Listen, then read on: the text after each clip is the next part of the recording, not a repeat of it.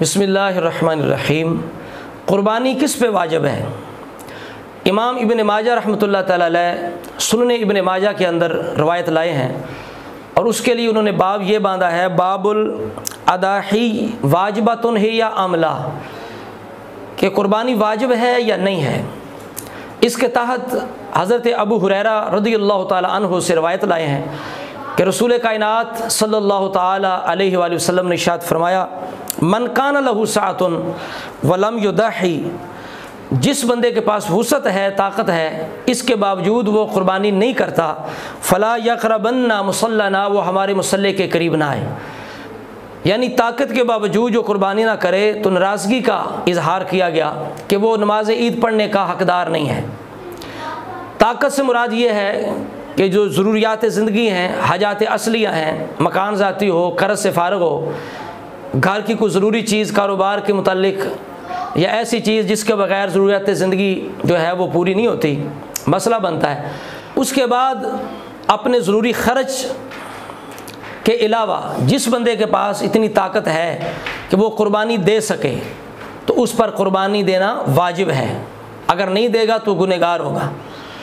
आज के इस माहौल के अंदर तकरीबन 10, 12, 15 हज़ार का हिस्सा डाला जा सकता है। तो जिस भी बंदे का मकान ज़ाती हो, कर्ज़ से फ़ारिग़ हो और अपने ज़रूरी ख़र्च के अलावा उसके पास हिस्सा डालने के लिए रकम है तो उसे ज़रूर क़ुरबानी अदा करनी चाहिए।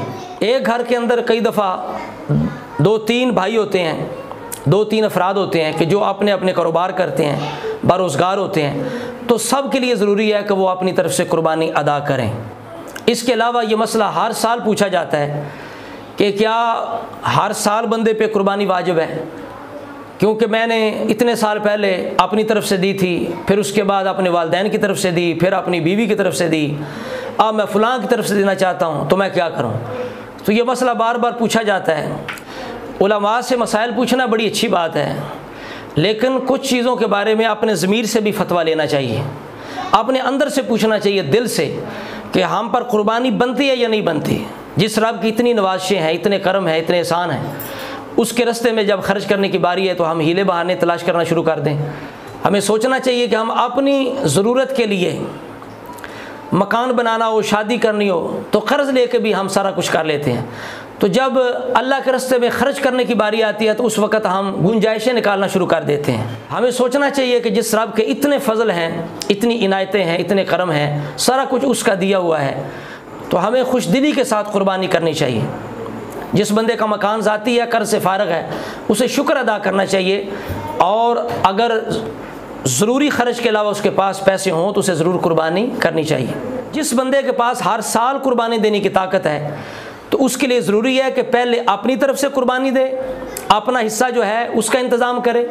उसके अलावा अगर वो अपने किसी भी और अज़ीज़ की तरफ से, वालिदैन की तरफ से क़ुरबानी देना चाहता है तो साथ दूसरे हिस्से का वो इंतज़ाम करेगा। ये नहीं कि अपना हिस्सा छोड़ के अपनी क़ुरबानी जो है वो तर्क करके तो वो दूसरे की तरफ से देता फिरे। घर के जितने अफराद के पास ताकत होगी, हर साल क़ुरबानी देना उन पर वाजिब होगा। उसके अलावा अगर वो किसी और की तरफ से देना चाहता है तो वो दूसरी क़ुरबानी का इंतज़ाम करेगा। दुआ है अल्लाह रब्बुल इज़्ज़त हमें अपने दिए में से खुशदिली के साथ और मोहब्बत के साथ खर्च करने की तौफ़ीक़ अता फ़रमाए। अस्सलामु अलैकुम व रहमतुल्लाहि।